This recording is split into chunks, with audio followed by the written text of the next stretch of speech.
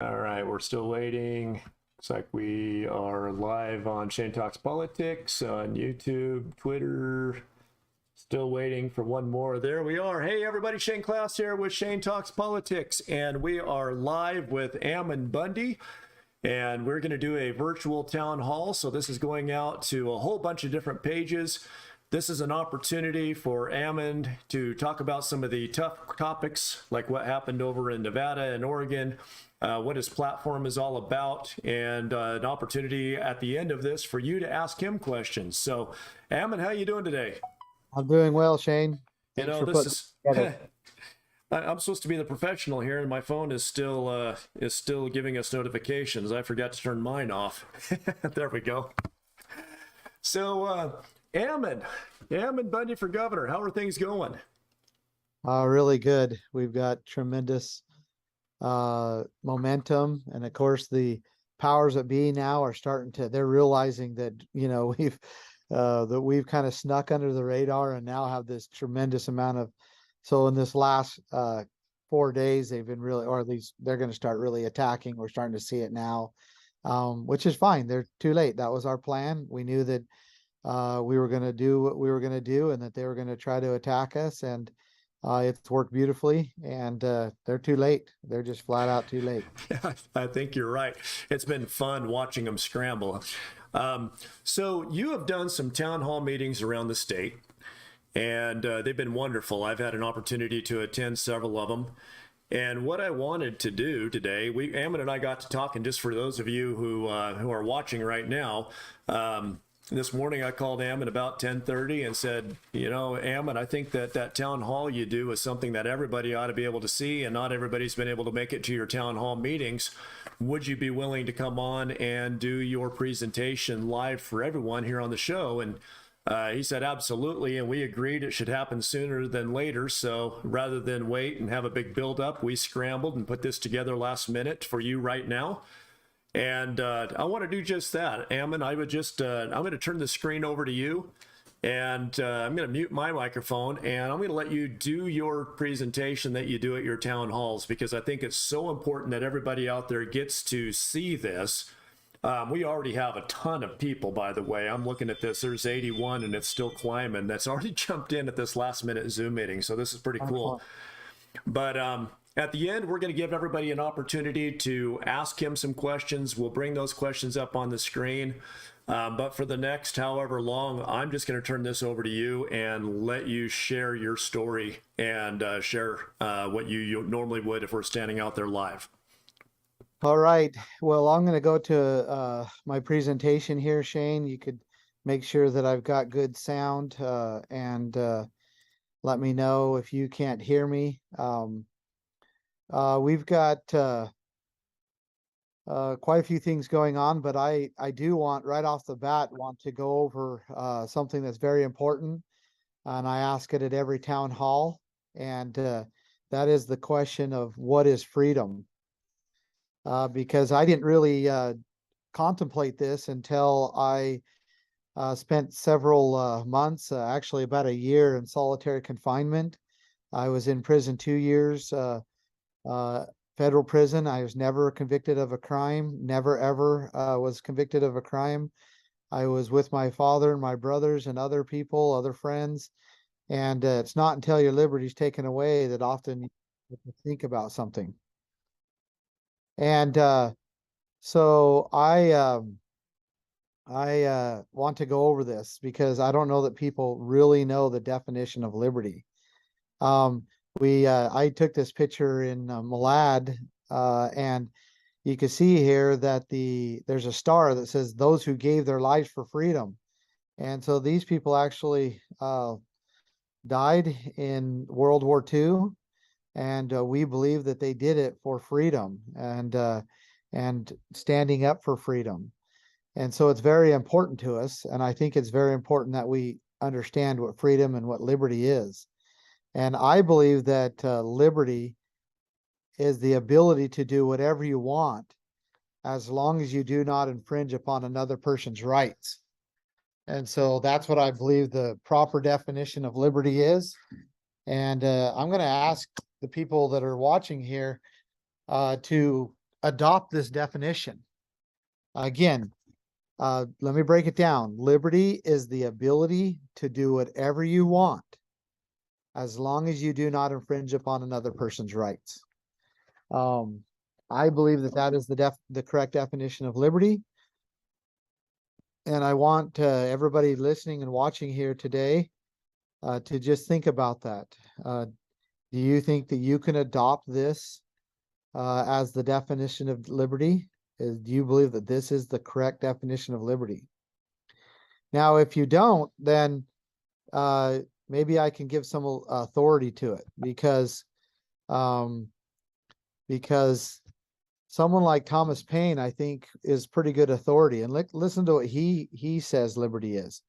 He says liberty is unobstructed, or excuse me, liberty is the power to do everything that does not interfere with the rights of others.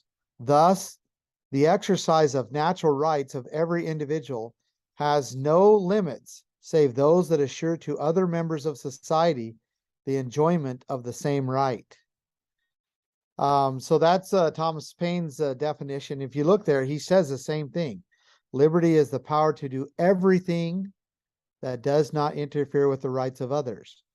Or, as I put it, liberty is the ability to do whatever you want, as long as you do not infringe upon another person's rights. Now, what about Thomas Jefferson? He's a pretty good authority here. He's the author of the Declaration of Independence. So he ought to know a little bit about liberty. We also know that the principles that they applied work, and we have been beneficiaries of their work in this country for the last 230 plus years. So Thomas Jefferson says that rightful liberty is unobstructed action according to our will within limits drawn around us by the equal rights of others. So there he says it again. And then he adds, I do not add within the limits of the law, because law is often but the tyrant's will, and always so when it violates the rights of the individual. So he's prioritizing, saying the rights of the individual are above the law, and that the law is supposed to be there to protect liberty, which is unobstructed action according to our will within limits drawn around us by the equal rights of others. And when the law does not protect the rights of the individual, that it is termed often a tyrant's will. And so that's the priority. And so I believe that the definition here that I've adopted, which is the ability, the definition of liberty is the ability to do whatever you want, as long as you do not infringe upon another person's rights. I believe that that is the correct definition. But I want to do a little exercise here with you. I want to test it out in your life. I want to apply it. And then you could start to see why this definition is so important. Because if you don't know what liberty is, how are you going to stand for it? And how are you going to know when it's taken? And how are you going to know who is taking it? And so let's apply this definition into our lives, our everyday lives. So what about the right to worship? So applying this definition to worship would be that you get to worship, or you have the right to worship whatever you want, whenever you want, as long as you're not infringing upon another person's rights. So you can't go do human sacrifice. That's not freedom to worship. That's not liberty. But if you are not infringing upon somebody else's rights, then you should be able to worship however, whenever, whatever you want. As long as you're not infringing upon somebody else's rights. What about property? Pretty simple, right? Let's apply this definition. You should be able to do whatever you want with your property, as long as you're not infringing upon somebody else's rights. And so, no, you can't do something on your property that's damaging your neighbor's property, or in somehow infringing upon their rights. But you should be able to do whatever you want with your property, as long as you're not infringing upon somebody else's rights. And so now, knowing the definition of liberty, the correct definition of liberty, you can easily see that right, the right to own and control property, is being taken from us. In fact, it's almost lost. And some people believe it's completely lost. And it's been attacked and deteriorated to the point where we can't do much with our own property without permission from the government. And that's not liberty, that's the opposite. And then we could also see, by defining liberty, we could see how it's being taken and who is taking it. Very clear. Same with publishing your thoughts, same with travel, trade. I like trade because I'm an entrepreneur. So being able to trade whatever you want with whomever you want, as long as you're not infringing upon somebody else's rights. That is the right to trade. And as long as it's a willing buyer and a willing seller, and as long as you actually own whatever you're trading, then you should be able to trade with it. So I can't take and steal something from somebody and then trade it. That's not free trade.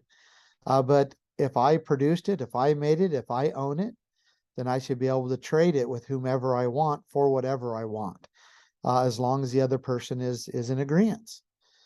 So of course, raising your children and speaking out, these are also things you can define.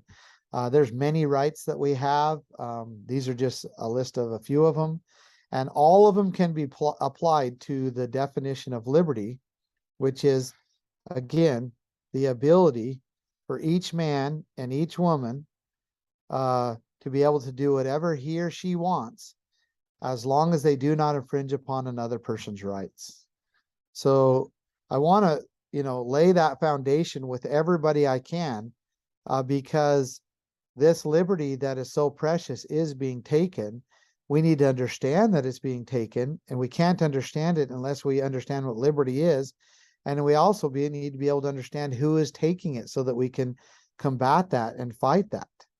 Now, just to summarize here, or sum everything up, what I've talked about, here's a sentence out of the Declaration of Independence, which again was drafted by Thomas Jefferson.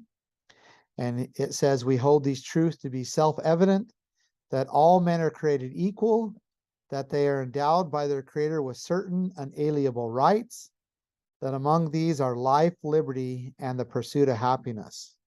And so when we're talking about liberty, when we're reading that in the Declaration of Independence, we know exactly what Thomas Jefferson meant. And that is the ability to do whatever you want, as long as you're not infringing upon another person's rights. Now, as you know, I began running, or I announced I was running for governor in June of 2021. We filled out the paperwork before that.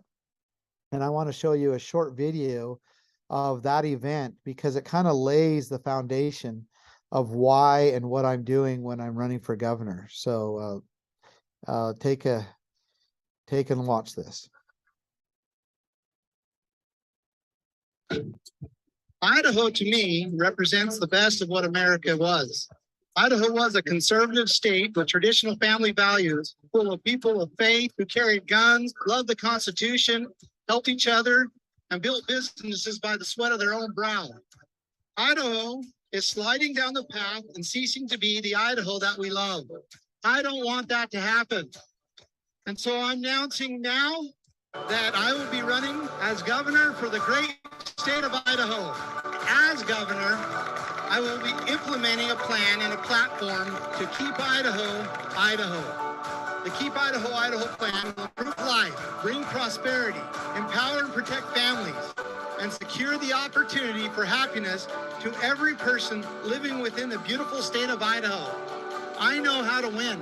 My record and history demonstrates that I'm willing to fight to the very end. Now it's your choice. May God bless the people of Idaho. May we live up to these blessings. May we keep Idaho a bastion of freedom and prosperity for years to come. May we be an example to the world of how to be free, of how to act, how to treat each other. And together, all of us together, may we keep Idaho, Idaho. Thank you, my friends. Thank you. So, I believe that we need to keep Idaho, Idaho. I think that is something that we need to be doing. I think that it's important that we preserve the good that we have here in Idaho, and it's going to take you know, a lot of effort. Um, Now moving on, I want to give you a little bit about who I am, what makes me tick, how I ended up in Idaho 8 years ago, not almost 8 years ago, and and just so you know, like where I came from and what my background is, and because ultimately I'm after your vote, and I want you to be confident in it, that to know that who you're voting for. I grew up on the Bundy Ranch.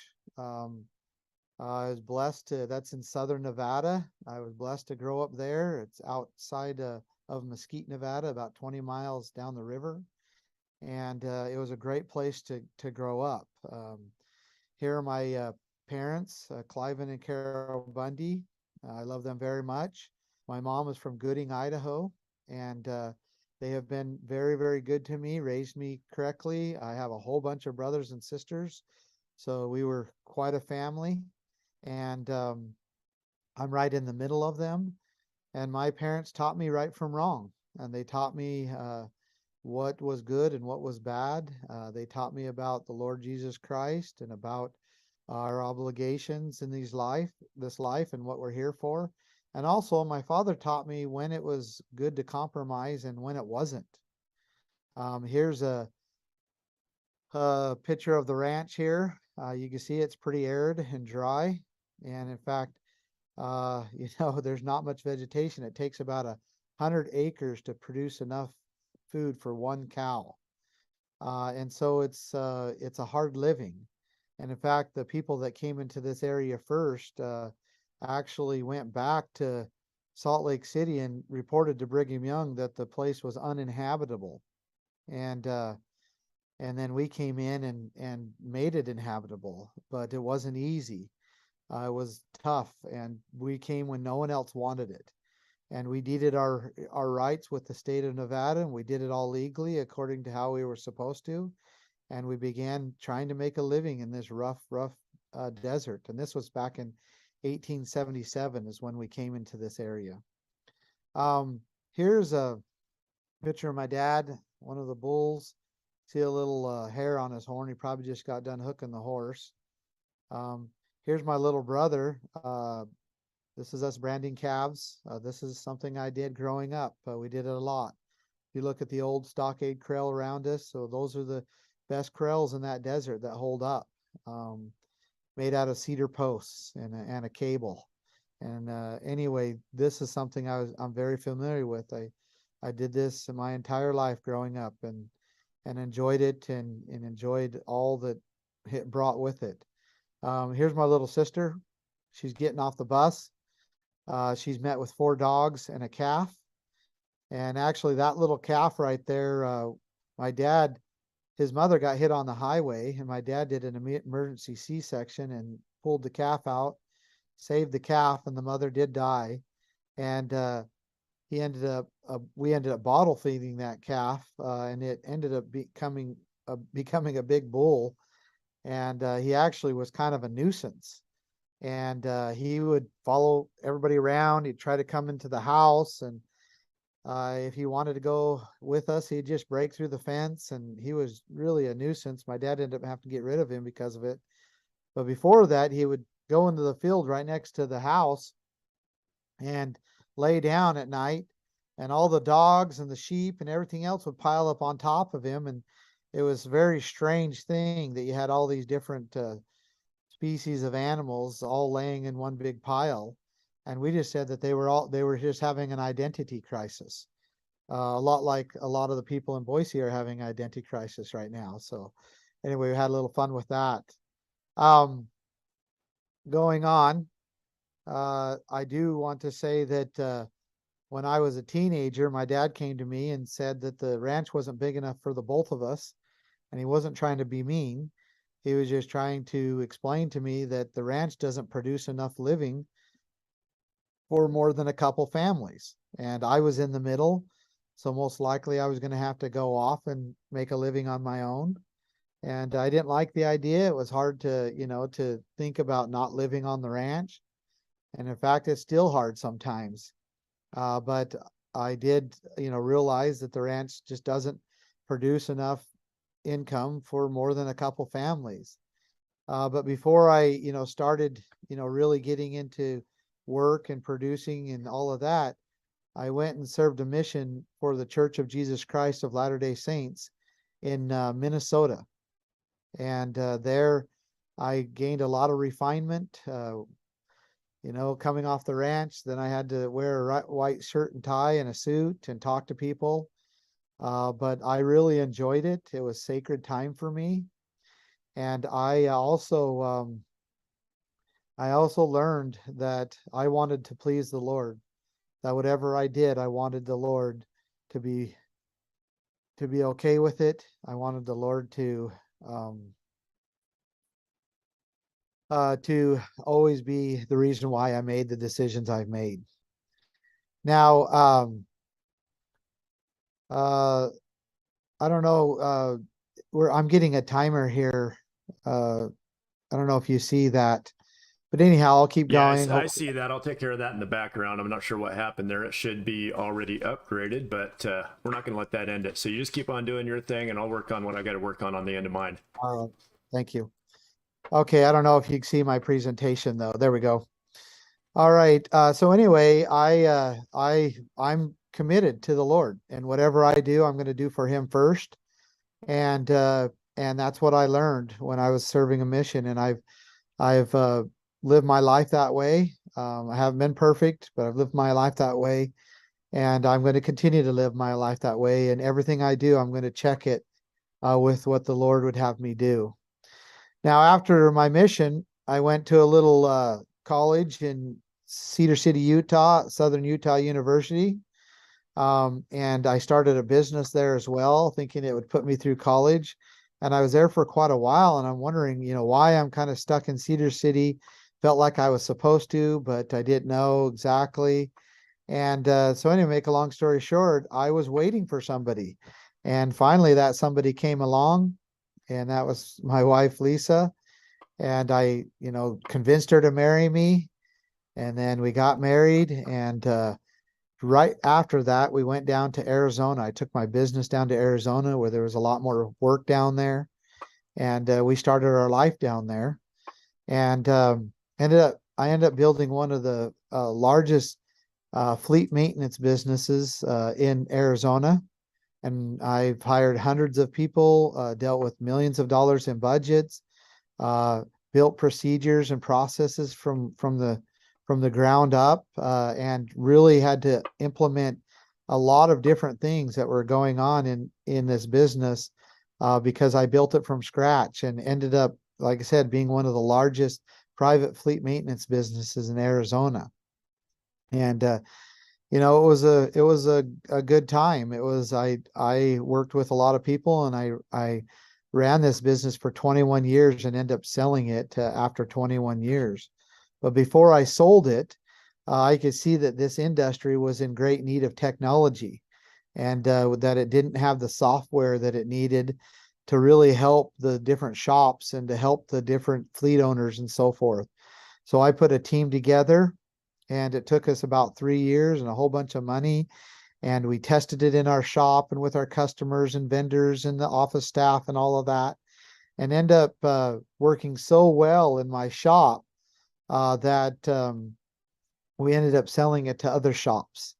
And now it's one of the leading fleet maintenance shop management softwares in North America.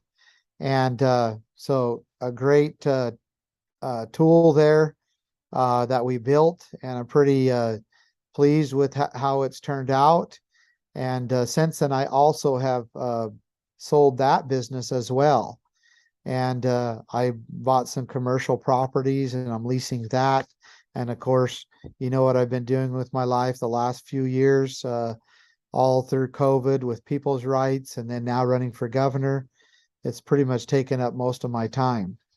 Now, what I do, why do I tell you these things? Well, the reason I tell you these things is because I want you to know that I have a different side to me, other than just being at the ranch or actually standing against, these things that governments are putting up on us, with my family and all of that. I have a business side to me. I have an executive side to me. I've managed a lot of people and done a lot of things in communicating and taking ideas and building them into something that is valuable for other people.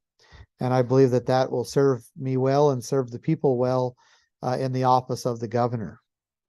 Now, around this time, this is a picture of my backyard. Life was really, really good. Life was really good. I had both time and money, because usually when you have time, you don't have any money. And when you have money, you don't have any time. And this was the first time in my life that I actually had both. And it was it was a great, it was a good time for me and my family. I was serving in the church, taking care of my family, had business, all of that.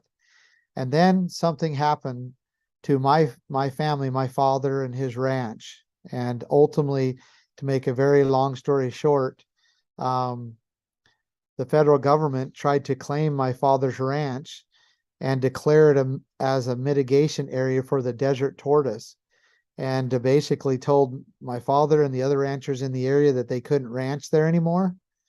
But the problem is my dad had rights, and he had deeded rights with the state of Nevada, and he wasn't going to yield those rights.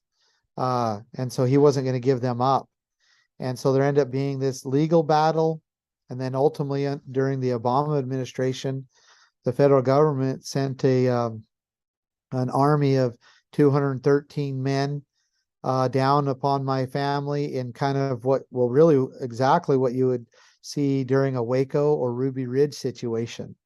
And they were trying to make it look like my family were these crazy people, that we were opposing these legal methods that the federal government was pushing down upon us. And it was all a bunch of garbage and a lie. My family had been there at, now about 150 years. And we hadn't really changed anything that we had been doing.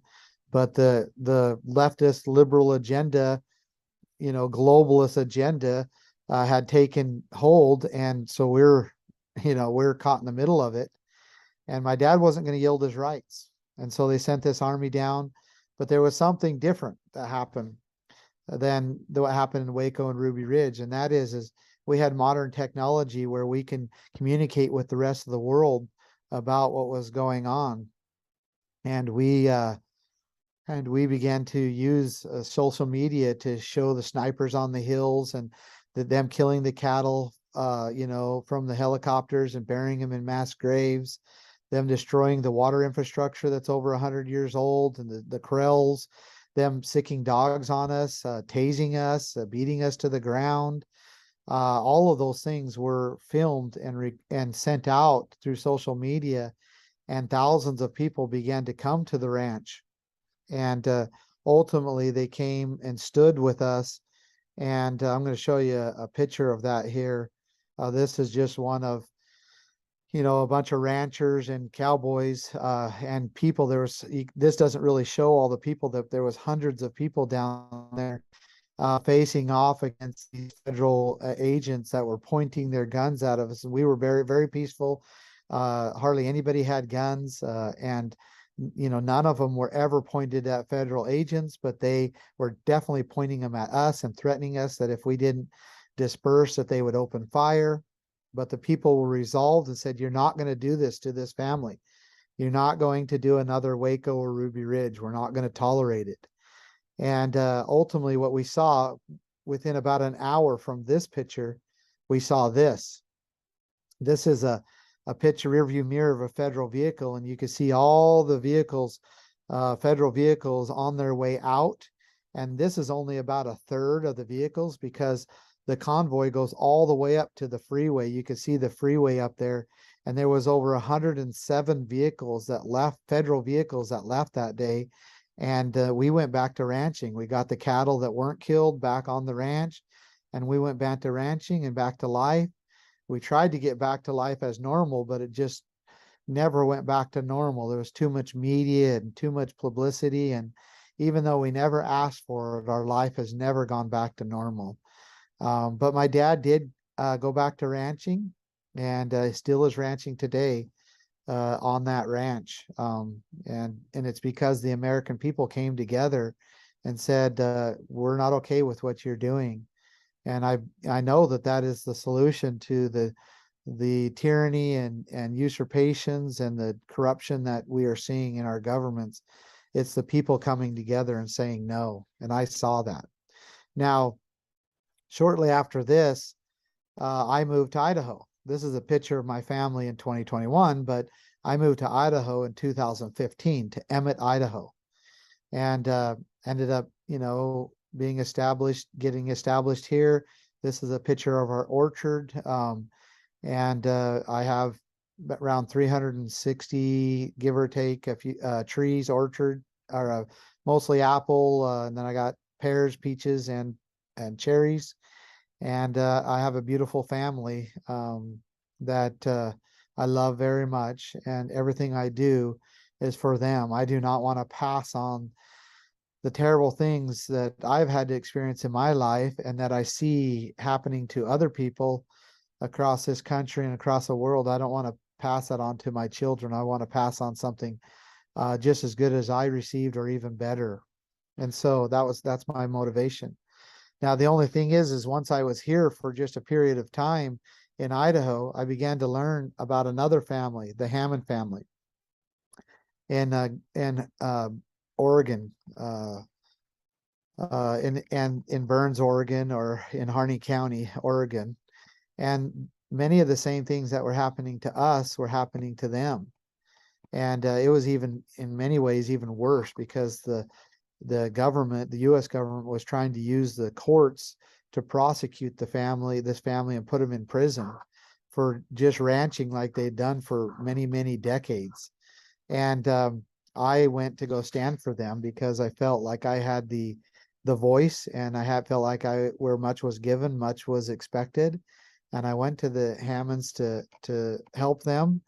And ultimately, the federal government came down upon us. The FBI and their wickedness came down upon us. They ended up killing my friend and fellow rancher, Lavoy Finicum. They shot him in the back 3 times, and then they arrested us and threw us in federal prison. And we suffered there for a couple of years, including about a year of solitary confinement. Never once was I able to have any physical contact with my wife or children the entire time. And it was a struggle. It was very difficult, but we prevailed, and we beat him in 2 federal trials.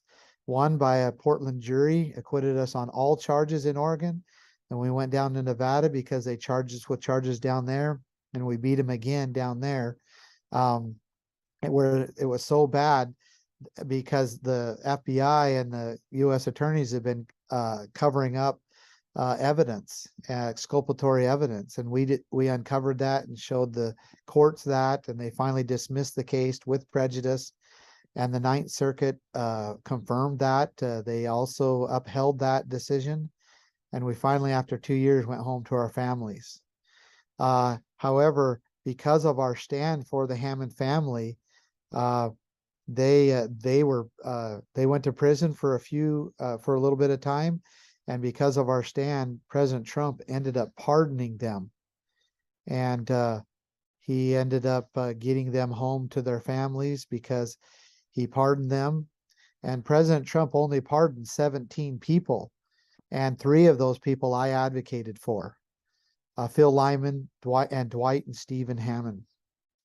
And so that's a little bit of background of who I am, what I've been doing, why I've been doing it, how my family got involved in all of this, and also how I ended up here in Idaho and doing what I'm doing. Now, I want to spend the rest of this time talking about Idaho, because that is what we need to be focusing on right now. And Idaho is in a conservative battle, or in a battle for its conservative soul. And it is a very real battle. And if we don't face that battle, if we don't fight this battle correctly, we are going to lose it, just like California, Colorado, New Mexico, Oregon, Washington have all lost it. Nevada all lost this battle that they were in. And most of the people in those states didn't even know the battle was going on until it was too late. And Idaho, we have hopefully we're seeing this and understanding that this has happened to other states, so that we can stop it and reverse this this tide of basically liberalism that's flooding into our states and taking it over.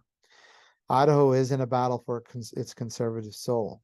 And just to give you a little bit of information of why and what's happening in Idaho, Idaho is the fastest growing state in the United States. You probably know that, and it has been for several years. Since 2015, approximately 248,000 people have moved to Idaho.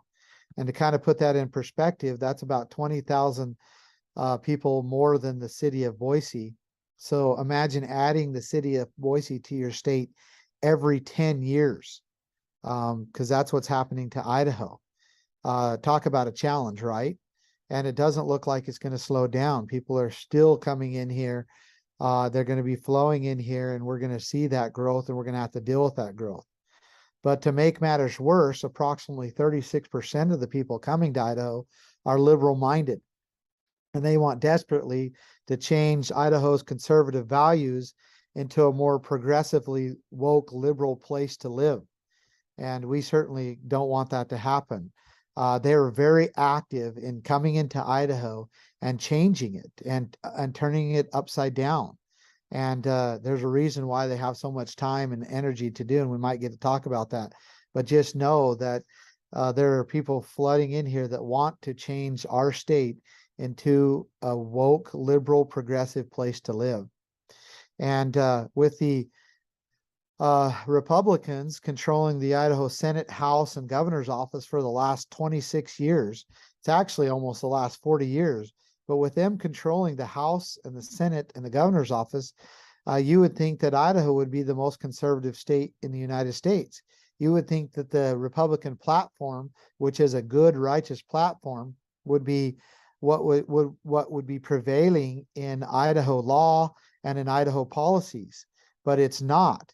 We're talking about fiscal responsibility, minimal size of government, protecting the unborn, securing the rights of the individuals, protecting private property. That's all in the Republican platform, but it's not being put forth in the Republican government, even though the R's have controlled it. And it's because the Republican Party has been taken over and is being controlled, and agendas such as these are being pushed right inside the Republican Party, inside Idaho Capitol. And part of the reason why is because of men like this. Did you know that Governor Little was in the 2000s and early 2000s as a senator, that he was the only state representative to support gay marriage? Remember during the whole gay marriage battle, during the Proposition 8 California issues, well, Governor Little was on the side of supporting gay marriage. And so again, we have to start asking ourselves, who have we allowed to lead the state of Idaho? Now, as governor, Governor Little has also increased the food stamps program here in Idaho by 24.2%. That's higher than any other state in the United States. He has increased the food stamps program by almost a quarter, higher than any other state. He's also been pumping millions of dollars into government-free housing. He just recently dumped another $50 million into government-free housing.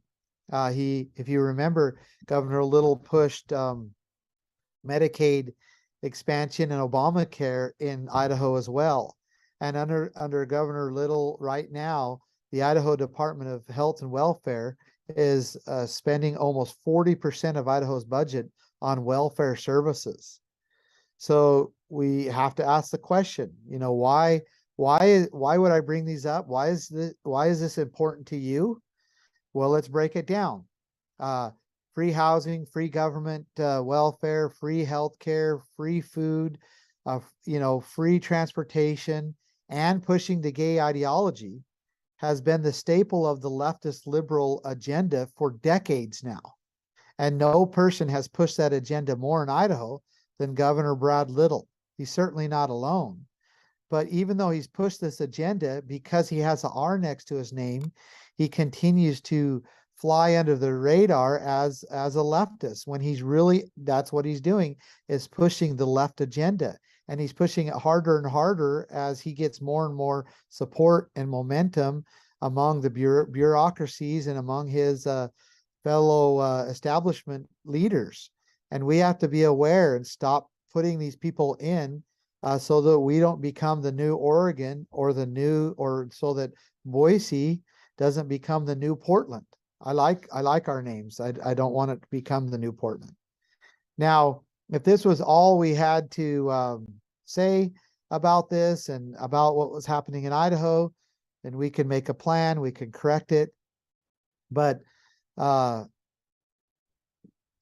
is not only the fastest growing state in the United States, and it's not only the state with the most increase of welfare programs in the United States, but under Governor Little's reign, if you will, Idaho is a first in a few more things as well.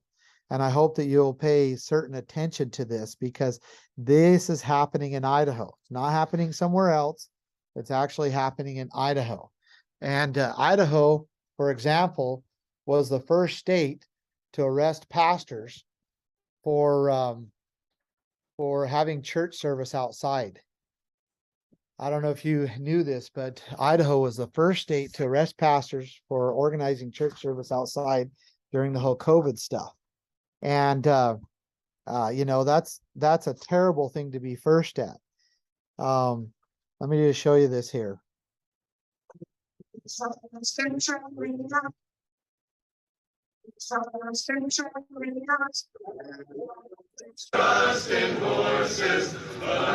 Now, do you see that, what they just did to that pastor? Did you see what they just took out of that pastor's hands?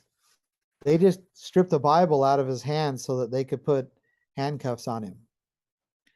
And that happened in Idaho. And we were the first state to do that. Now, I want to read to you something here that I think is very important. This is a Constitution of the United States. And if you remember, you go to Article 1, First Amendment, I mean. You remember the first 10 amendments are the Bill of Rights. And most of the states would not ratify the Constitution until they added the Bill of Rights to it. And so this was very important to our founders. And the very first line of the very first amendment, or the very first Bill of Rights, reads, "Congress shall make no law respecting an establishment of religion or prohibiting the free exercise thereof." So they wanted to make sure that it was off limits, that the government could not and has no authority to prohibit the free exercise of religion. And yet look what's happening in Idaho.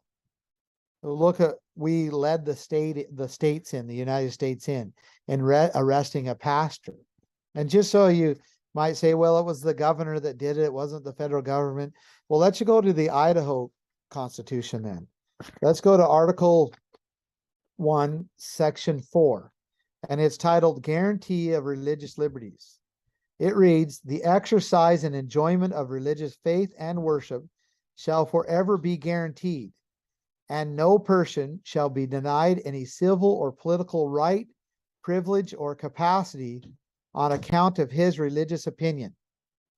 So again, it couldn't be more clear that the U.S. and state constitutions, meaning the U.S. and state governments, have no authority to be arresting people for having church services. Now, if there was any question, which I don't believe there is, but if there was any question, then let's go to the last page of the Idaho Constitution. And let's look at Section 19 here.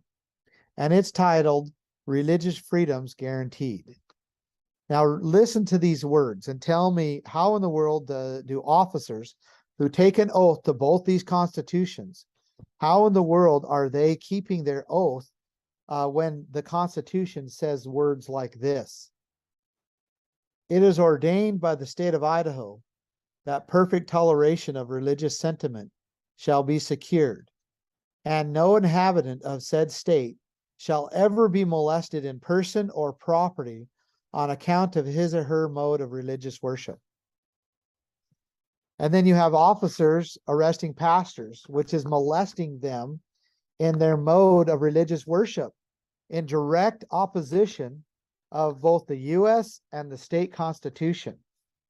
And how that happened in Idaho, is beside me, how we allowed it to happen.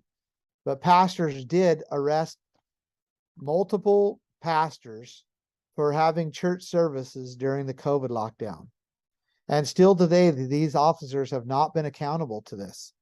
They have not been accountable to this. And it's a terrible thing that happened in Idaho. And we were the first state to do it. We're also the first state to arrest a mother for taking her children to the park. You remember that? Again, how is this officer? We're also one of the first states to raid businesses for not locking down during Governor Little's lockdown order. And they began to raid these business owners and prosecute them. And so we have to ask the question, why are we allowing this to happen in Idaho? And what is happening? Why are officers in Idaho acting this way? What are they doing by acting this way? Well, the answer is they're obeying this man. They were obeying this man's order. He ordered them to do that. And in fact, here is the lockdown order, the self-isolate order. If you read this first line of the summary, it says, this order directs all individuals living in the state of Idaho to self-isolate at their place of residence. So Governor Little believes that he has the authority to tell you, you have to stay in your home, and you can't come out unless he gives you exceptions to come out, unless he gives you permission. Well, you and I both know that he doesn't have that authority, that you and I were not born on this earth for another man to tell you that you have to reside inside, that you can't travel, that you can't trade, that you can't worship. We know that, but Governor Little thinks that he has that power and authority. Remember, he in section 3 here, in the number 3, he directs all businesses and he identifies them as essential and non-essential. And many businesses were shut down, never to reopen again. Right here in section 4, this number 4, it says prohibiting all non-essential gatherings of any number of individuals. Well, evidently that also meant church. And that's why you see them doing this, because Governor Little's order said that you can't gather, that it's prohibited.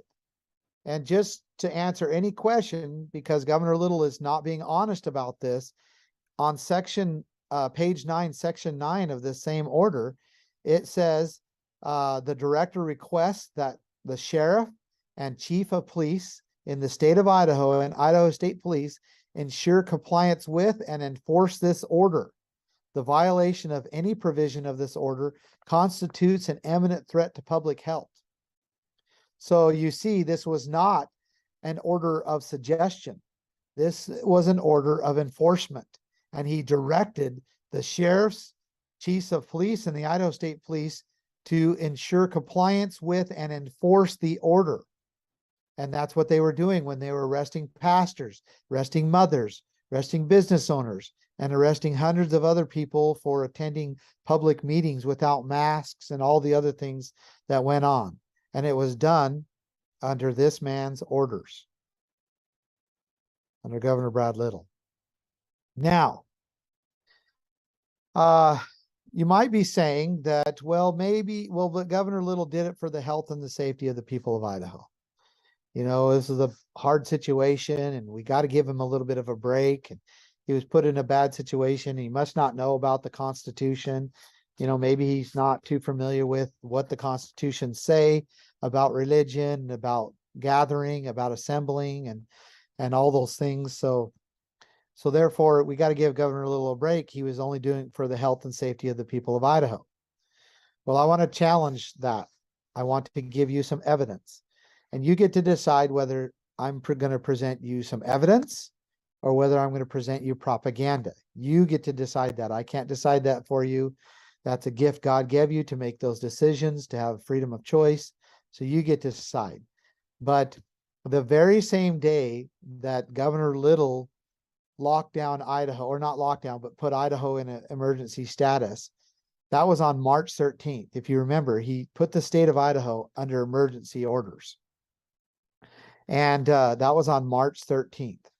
Well, it just so happened to be that on March 13th was the same day that President Trump announced a $50 billion package, or releasing it to states that were in a state of emergency. So Governor Little put the state of Idaho in emergency on the very same day that President Trump said $50 billion is available for states that were in a state of emergency. And the problem is, you might say, well, maybe we were in a state of emergency. Maybe things were really bad. But the problem with that is, on the governor's own website, on March 13th, 2020, he says that there was only one confirmed COVID case.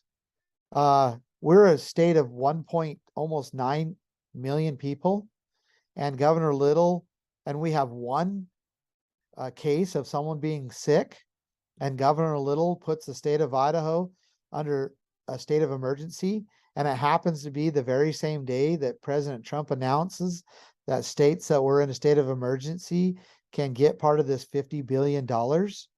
So think about that. And then, if you remember, about a week and a half later, Governor Little put the state of Idaho in extreme state of emergency. So he bumped it up and put it under extreme state of emergency. Well, that on March 25th happened to be the same day that President Trump and Nancy Pelosi announced a $2 trillion federal package that would go to states that were under extreme state of emergency, that were in extreme state of emergency. But of course, you had to be in extreme state of emergency before you can qualify. And it just so happened to be that that was the same day that Governor Little put the state of Idaho in extreme state of emergency. And we had 136 unconfirmed COVID cases, no COVID deaths. We're a state of almost 1.9 million people. And a few people get sick. They don't even know really what it is. And he puts the state of Idaho in extreme state of emergency the same day that federal funds become available, or announced to become available for states that were in extreme state of emergency. So a little bit of evidence here. However, I think his own words, Governor Little's own words, are actually more impactful and tell us more about what he was doing than anything else. Right here is a proclamation, and he's saying, and securing millions of dollars of funds. He's starting to tell us, whereas on March 13th, when the first COVID case, and it was that he declared the state of emergency. Then he goes on. Now look at the bottom down here where it says section 46601. I want you to remember that, kind of put that in the back of your mind, because this is the authority that he's saying. He says the authority vested in me by section 46601. And so remember that. Then right here, he's thanking President Trump for $1.25 million. He's excited out of that $2 trillion. He's excited for it. He knows it's coming. He's thanking him right here. This is a really, really important document. This is to give you an idea of what he's doing. This is Executive Order 2020-07. And just so you know, I'm going to tie this into what's going on right now. So I'm not just talking about what happened a couple of years ago. I'm talking about right now and what Governor Little is saying and so forth. But I have to lay this and show you what he did.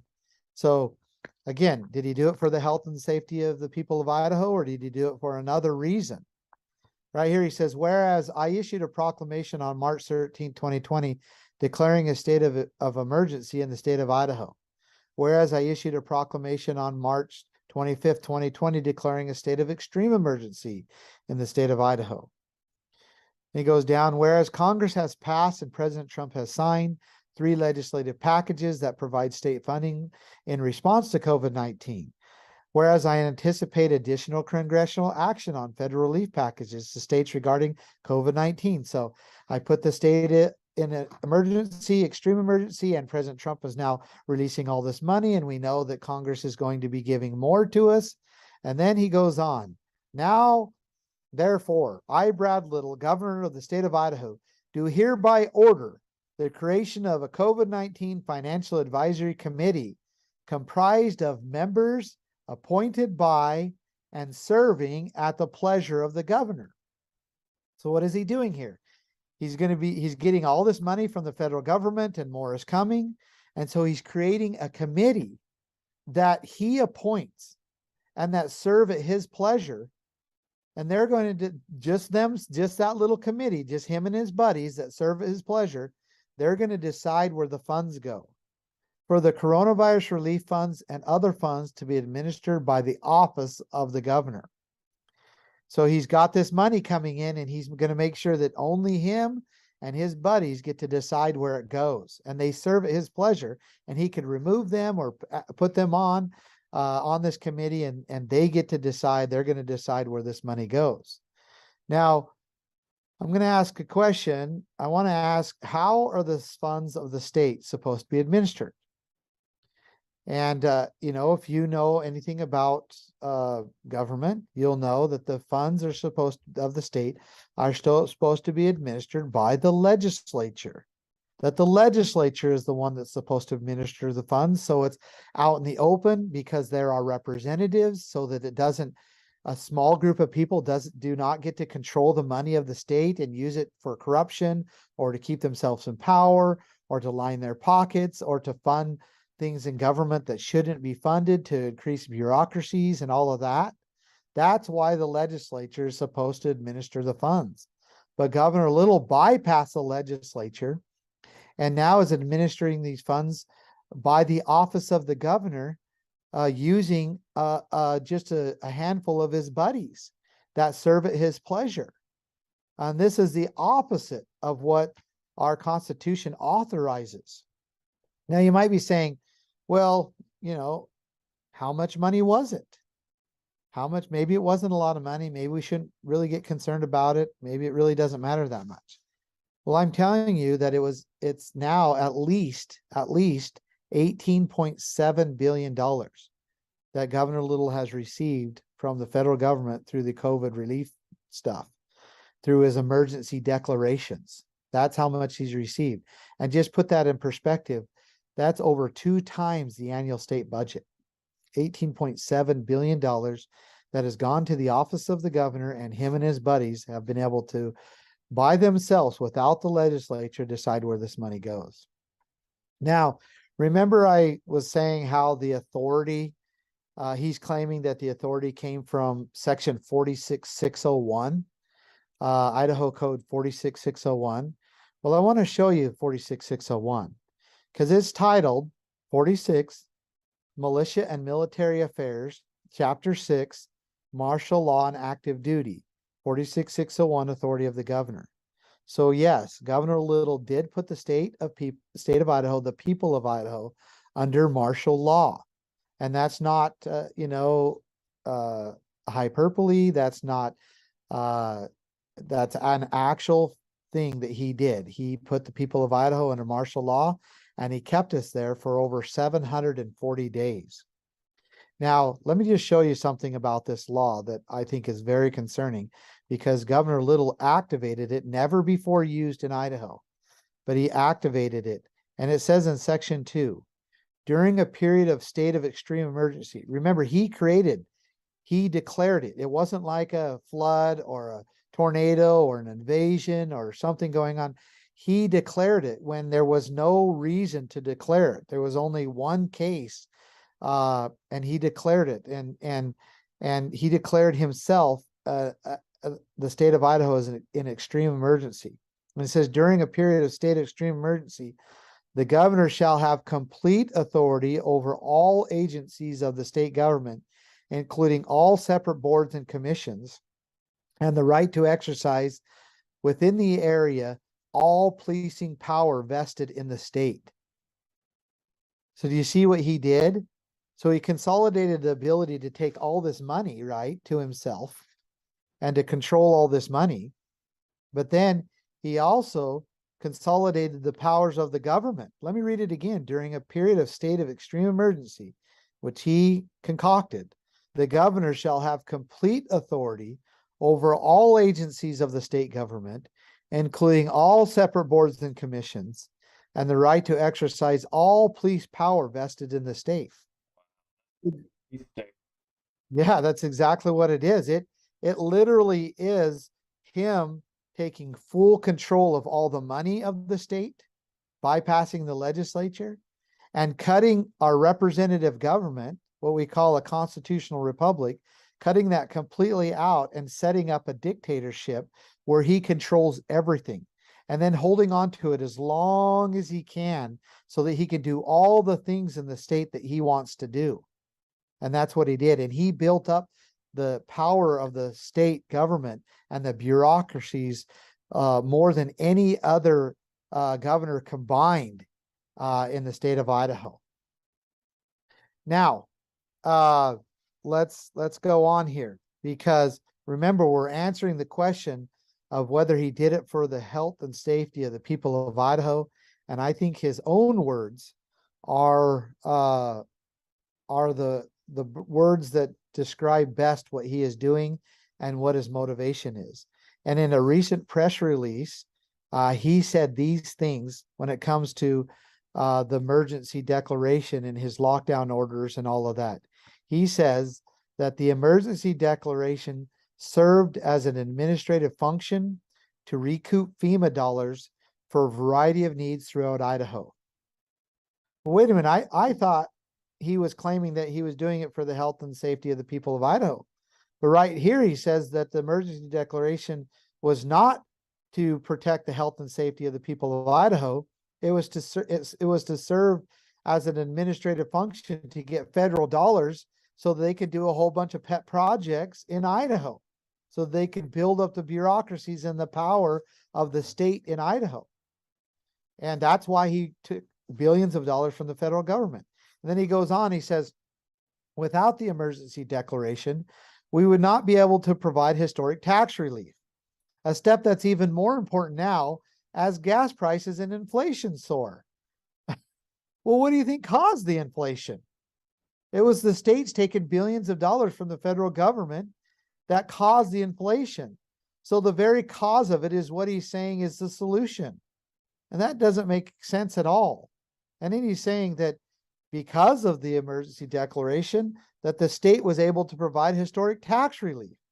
Well, yeah, that's because they took so much federal money, that there's so much money now he can give a little bit of it back and buy your vote, and put money, in these programs that they've been wanting to build. And they're claiming that we have a record budget surplus. And in fact, he goes on to say Idaho, without the emergency declaration, Idaho would not be the state with the strongest economy in the nation. But this is an insult to the people of Idaho, because he's not saying that the economy or the people of Idaho created this surplus or this historic tax relief. He's saying it was created because the federal government gave us this money. And what a slap in the face to the people of Idaho. And you and I both know that we're going to have to pay this back. And just so you know, if you do the math, $18.7 billion is right around $34,000 every household in Idaho, every household. So he took $34,000 out of every household in Idaho's pocket. And then now he's giving back around $300 right before the Republican primary. And then again, now right before the general elections, saying that he's providing historic tax relief. But we're going to have to pay the piper someday. And that's equivalent to $34,000 in coming from every household. He goes on now, without the emergency declaration, the state of Idaho would not be able to provide Idahoans with historic tax relief. So again, if we were to look at our own personal finances this way, we would be broke. We wouldn't have a home. We wouldn't have food to put on the table. But this is how our governor looks at finances. And it's certainly something that we should be very, very concerned with. Ammon, if I can interject, what that means, folks, is that you are trading the 300 and something that he's going to give you for a $3,000 debt. Well, $34,000 debt. Or 34 each person. Well, each person ends up being like what is that, like 8,000 or something? $8,000 debt. Yeah. $8,000 debt. Think about that, guys. Wow. Okay, sorry, Ammon, keep going. Oh, I'm glad you did that. So and Idaho is not in a surplus. Idaho does not have record budget tax relief. This is because the federal government dumped billions of dollars into Idaho because Governor Little put us under emergency declaration when we didn't need it. And we're going to have to pay that. Now, I just want to show you, because this is a letter here that comes from Governor Little. You might have recognized it. It came right before the Republican primary, and it came with a check. Either that or they deposited it into your bank account. He says there's something important in here that I want to point out. My fellow Idahoans, the economy of Idaho continues to blow past projections, and we are leading the country in economic prosperity. We just talked to you why and how he can claim that. We achieved historic tax relief for Idahoans for a second year in a row. We are returning your tax dollars with our record budget surplus. Now, again, this record budget surplus is a false surplus because of federal money that we're going to have to pay, or our children are going to have to pay back. But the point I want to point out here is in the second paragraph where it says, we achieved historic tax relief for Idahoans for a second year in a row. Well, if you look up here, this letter was sent out in February of 2022. So what 2 years is he talking about? Well, he has to be talking about 2020 and 2021. So those are the years of the dark months of the pandemic. So during this time when schools were shut down, when businesses were shut down, people weren't going to work, people were not traveling, they were afraid, all of these things. He's saying somehow during this time that he created a historic tax relief and that he created a record budget surplus during the 2 most devastating years ever in Idaho history, ever in US and ever in global history. And in fact, right here at the Hill, it says down here, the impact of the pandemic on the US and global economy was catastrophic. Economic historian Adam Tooze characterizes its impact as being the swiftest and most comprehensive contraction of global economic activity ever. And yet Governor Little is claiming right here that during these same years of 2020 and 2021, that Idaho has had the best 2 financial years ever. And that because of that, he's going to give you a little bit of taxes back to you right before the Republican primary and right before the general elections. And you and I both know that that is absolutely a lie. And he keeps saying it over and over. He keeps saying that, Idaho is in the best financial position we ever had. But it is absolutely a lie because he received that money from the federal government, and we are going to have to pay those back. We're going to have to pay the piper. Now, there's one more piece to this, and then I'm going to wrap this up because, again, Governor Little, in his own statements, tells his own stories. And after all that I showed you, and after all that you went through, and all the lockdowns and the mandates and the vaccines and all the terrible things, the school shut down, the suicides, all of that, then Governor Little has the audacity to say, in his own words, I kept Idaho open, banned vaccine passports, never issued mandates for vaccines or masks. He says, the emergency declaration never violated or restricted any rights of Idahoans, never put Idaho on lockdown, and never allowed for mandates for masks or vaccines. And then he says, these are the facts. So, I mean, I don't know what state he lived in. I don't know, but I don't think he must have been living in Idaho, because you had pastors that were being arrested because of his lockdown order. You have mothers that were being arrested. You have business owners that were being arrested, that were being raided and prosecuted. And in fact, I want to show you a video here. I think it's important for you to watch this. Listen to what Sarah Brady has to say. My name is Sarah Brady, and I was arrested April 21st of 2020 for taking my kids to a playground. I took my kids to Kleiner Park for a play date. And a few minutes later, 3 officers showed up and started kicking kids and parents off the playground. My children did see me arrested. You would never think, I never thought that day taking my kids to a playground that it would lead to me 2.5 years later fighting the state of Idaho, 2 trials suspended, $26,000, 4 lawyers. I just can't believe it's happening in America, let alone Idaho, a state that should be the most conservative state in the nation. It's a disgrace. Still to this day, my kids will ask, sometimes when we go to a playground, Mom, are you going to get arrested today? The playground was shut down because of Brad Little's stay-at-home order. Brad Little has done nothing. He's been silent on it. There was a person I know a few weeks ago that asked him if he could help me, and he essentially said he wouldn't. I was labeled non-essential.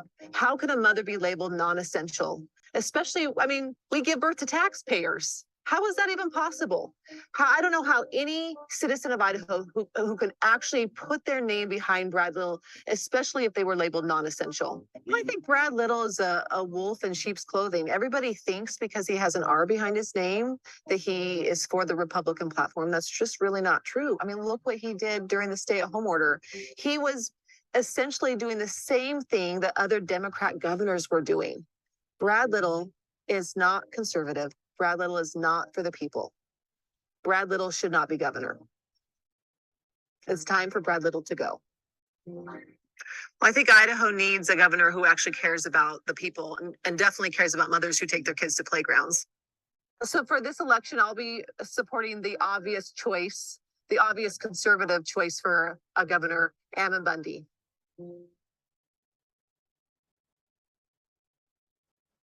Well, let's talk about, because we've talked about the problems, we've identified what's going on, we've identified what is being said and pushed upon the people of Idaho right now. But it would be irresponsible to not talk about the solutions. And I want to present to you the 8 planks of the my Keep Idaho plan, because there is no reason why we can't be the most free conservative state with the greatest blessings and the greatest wealth in the entire world, to be honest with you. And I want to talk to you about these things, and hopefully you'll stick with me, because I've went over kind of the bad stuff. Now I really want to talk to you about what potential we have, and the 8 planks here. So the first is protect private property.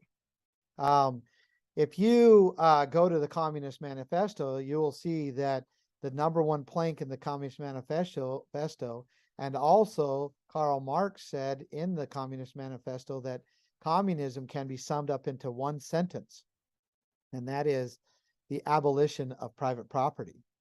And so we have an agenda right now that is trying to destroy private property, trying to get the state to control private property, and we're losing our rights to private property right now. And I believe that we need to fight that battle and get back our protection and control of private property, and that includes the elimination of property tax, which is the second step, elimination of property tax. And I'm proposing that we eliminate property tax, so we eliminate income tax, so we eliminate the grocery tax, and we get rid of these progressive taxes and push them into a consumption tax based system, so that we don't lose our homes and we don't lose control of our lives, including buying groceries and all the things that we need to do, because the state is controlling and taking over those things. Very, very important. Let me just show you here, because it's a question I get quite often, what I'm proposing when it comes to replacing property tax. Because I'm proposing right now, our current property tax system basically taxes until the day we die. And a $400,000 home is averaging $2,000 to $3,000 a year in taxes going to the state. That's a total of 30 years of $60,000 to $90,000. You have to pay on it till you die. the elderly are losing their homes right now because they can't pay their property tax. Did you know that during the Great Depression, that more people lost their homes to the government because they couldn't pay their property tax than they did to the banks?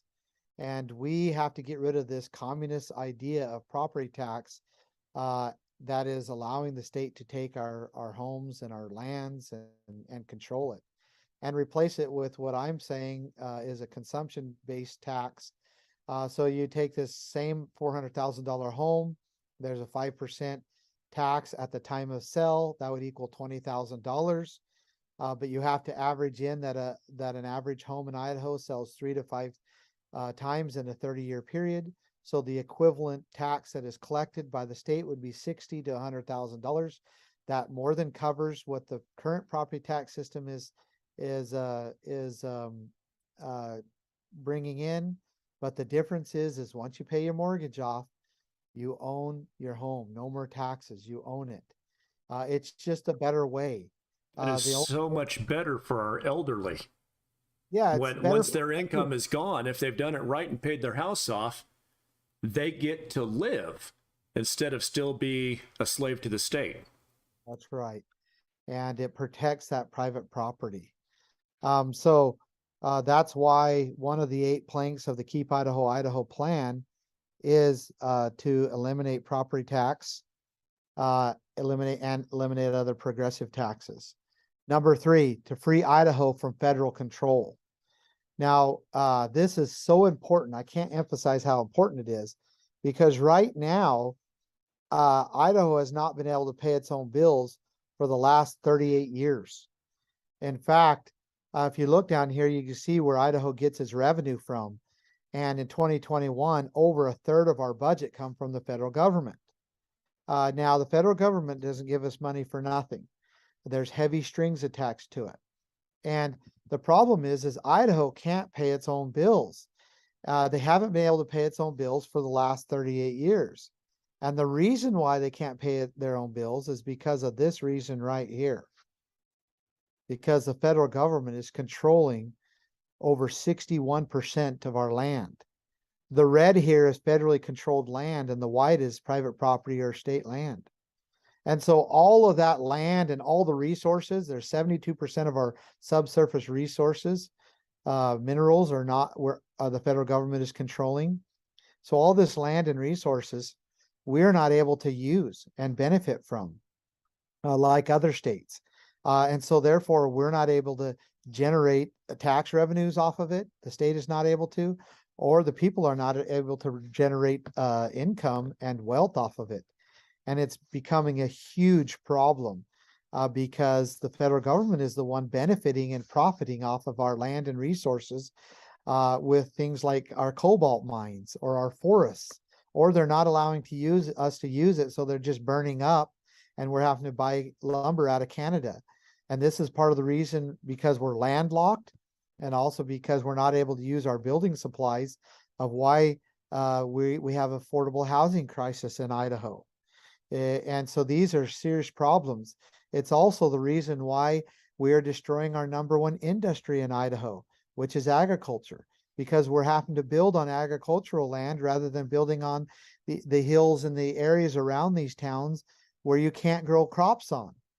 And so this problem is really, really serious. And this problem is not only unique to Idaho, it's actually across the Western United States.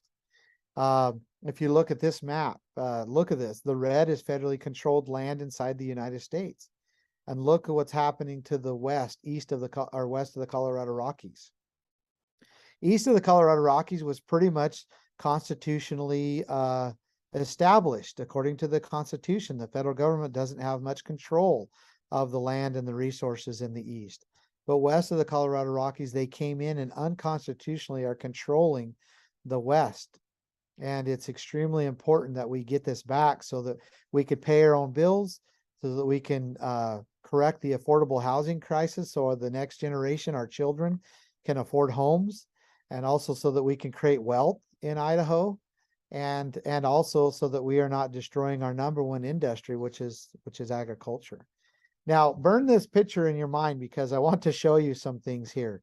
the effects of federal control of land and resources in the United States. Because here's a fire history map of the United States. So a history of the wildfires that have been going on in the United States over the past several years. Look familiar? Yep. The same land that they're controlling is the same land that's burning up. And that's because of many reasons, but mostly because we're not able to use it. There's a bumper sticker that I first saw on the Hammond's refrigerator that said, log it, graze it, or watch it burn. And that's what happens. Just like our yards. Can you imagine if we never mowed our yard, mowed our lawns? It'd just grow up. If we never trimmed our trees, it'd grow up, become a huge fire hazard, and one spark would burn it up and our homes. And that's what's happening to the West because we're not using it. We need to log it. We need to graze it. We need to mine it. We also need to enjoy it. We need to build homes on the areas around the towns and the cities. And we need to preserve the rest of it to make sure that it is not sold to large corporations or to individuals to preserve, except for those annexed areas around the towns and cities. Now, also look at this. This right here is at September 19th, 2022. This was the fires that were going on in the United States. Look at that. Look at Idaho. It's burning up. That's sad. Yeah. And we're destroying our wildlife. We're destroying our forests. We're just, we're choking on the smoke. And then in return, we're buying lumber out of Canada for 4 times just to build our homes. This absolutely makes no sense. And we need to take our lands back from the federal government. This is a restricted lands in the United States. You can see this is like, federal controlled land, wilderness area, national parks, areas of critical environmental concern. All of these things are on top of each other, and they're slowly restricting the people in the West from being able to use the lands or even access it for hunting and fishing and hiking and so forth. And Ammon, just to clarify, you're not talking about letting them come in by log it. You're not talking about coming in and clear cutting. You're talking about getting in there and cleaning out all the dead wood. Oh, I'm talking about using the forests. We need to do it responsibly, but we need those logs. We need those. And, we've been doing it for many generations. Did you know that when they went in especially in northern Idaho, and they began to log in the early years, they couldn't log it faster than the trees were growing. And so, I mean, did you know that the U.S. Forest Service is under the Department of Agriculture? So yeah, we do need to go in and log it. We need to preserve it so that it's really good for, camping and hunting and all of that, which we know how to do that. You leave certain trees and you log the rest, and it makes it such a better environment for the wildlife and for grazing and for all the other things, hunting, fishing, hiking. But these dense forests that are never harvested, they just grow up and get so thick, and then they catch on fire, and then they burn down, and it destroys everything. So hopefully that answers what you were saying. Yeah, it does. Thank you. Now, you might be saying, well, what's the motivation of the government in controlling all these lands? Why are they controlling all this land? And they'll tell you, and they've lied to us for years, that they're doing it to preserve it for the next generation. But that's an absolute lie. They're doing it for self-survival, because they want the land and the resources so that they can continue to grow their bureaucracies with the money and the funds, so that they can continue to feed themselves and grow unconstitutionally without the people controlling it. Now, to give you a little bit of evidence, remember this map right here. Remember the amount of federal controlled land in the West. And then I'm going to show you a gold mine and mercury mine map in the United States. That look familiar? You see, the Western United States, Western United States is full of wealth. Absolutely, there's more concentration of wealth in the Western United States than anywhere in the world. Anywhere in the world, there's more wealth, and they know that, and that's why they're trying to control it. They know that. Also, what about uranium? Look at the uranium concentration. Hey, that's right down there around your dad's ranch. Yeah, look how much is down there in the ranch. But compare this to that. Look they're controlling the wealth. Here's the gold mine. Here's the map. Here's uranium. And I could go through with silver. I could do the same thing. What about energy? Energy is absolutely needed for our survival and way of life. And it brings a tremendous amount of wealth. If you control the energy, you control almost everything. What about the natural energy that is produced in the United States? Where is it being produced at? Look at that. Again, the Western United States is where the wealth is. And there's more wealth here. And they want us to believe that we have to rely on them to pay our own bills. When Idaho is one of the most wealthy, resource-rich places ever. That's why they call Idaho the Gem State. That's why they call the Boise area Treasure Valley. It's because we have a tremendous amount of wealth, but we are not able to access it. The federal government is keeping it from us, and we are not even able to pay our own bills. So therefore, things like cobalt. Right now, Idaho has some of the largest cobalt deposits, the most wealthy cobalt deposits in the world. But the federal government is controlling that, and they are keeping that out of our hands. They're saying that they own it because even though it's in the state of Idaho, they're leasing it to an Australian mining company. And that Australian mining company is making billions of dollars a year off of it. The federal government is making billions of dollars a year off of it. And then the people of Idaho are having to go back to the federal government just to pay their own bills. And guess what? They say, yeah, we'll give you some of that cobalt money, but you have to put critical race theory in your schools and Common Core. You have to follow our curriculums. You have to put the use of force policies in your policing agencies. You have to train them in our federal facilities so that we are training them the way we want to be done. You have to put your UN building codes in your little counties and force it upon the people so that they're building their homes and all of that according to what we want. And that's the payoff for taking their money. And they're doing it by taking our land and resources and wrapping them up into their hands and controlling it. We'll give you some of your resources back as long as you obey our rules. That's right. And it's putting what the founders said, the states and the people, into undue obedience. And we need to throw this off because it is destroying our state and will completely subject us as a people. And it's disgusting. It's tyranny. Yeah, it's absolutely tyranny. It's control from the top down, and it's why we need to free Idaho from federal control. Now, number 4, make Idaho independent again. I think I've hit on this. You can't be independent if you have to pay your own bills or have someone else pay your own bills. But it goes more than this. Idaho is, again, resource rich. We have natural gas. We have water.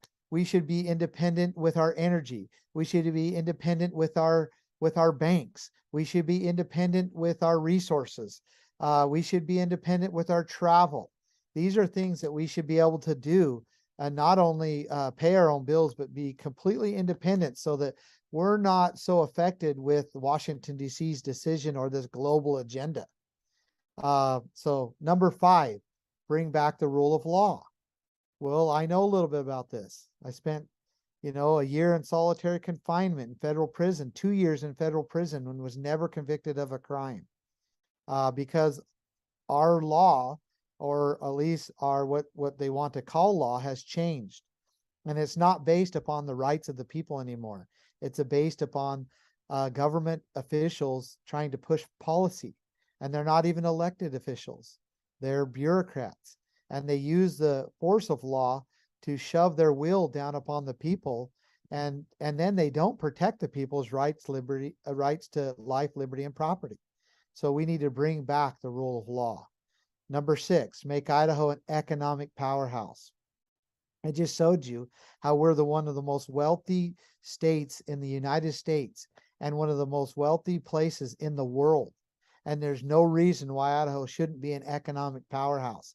We just need to free the people up. We have people that know how to work, that want to work. We have resources. We have all kinds of things. We could even make a seaport in Idaho, in Lewiston, Idaho. It would take a lot of work, but we could do it, and we have that capabilities. And so Idaho should be an economic powerhouse. And the rest of the world be going, man, look at what Idaho is doing. We also should, number 7, secure the quality of life for every Idaho family. Well, that's what the government is for. They're supposed to secure our life, liberty, and property, and we should be free to do whatever we want as long as we do not infringe upon another person's rights. And all you got to do is get out of the way, and all of these things will happen. Get the government out of the way. And then once we do that, number 8, we make Idaho an example of peace and prosperity to the rest of the world. And they will start to look at Idaho just like the rest of the world looked at the United States, saying, man, look what they're doing. It works. Their people are protected. They're safe. They're prosperous. They're thriving. They're independent.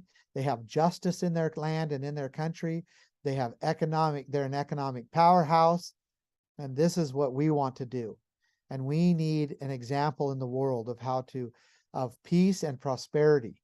And we need to relight that flame of liberty so that the rest of the world starts to adopt these things, and so that our children and our children's children will be able to benefit and be blessed from it. Now, with that said, I want to end here, and then we'll go into some questions. But I want to end here and showing you some of our campaign ads. Now don't, if you haven't seen them, don't turn off yet, because they're quite fun, and I think you'll enjoy them. And then right after this, I'm going to show you several of them. But right after this, we'll go to Q&A, and I'll answer whatever question you have in the chat. But you have to do it in the chat. Shane is going to be fielding those, and he'll read them to me, and then I'll answer them.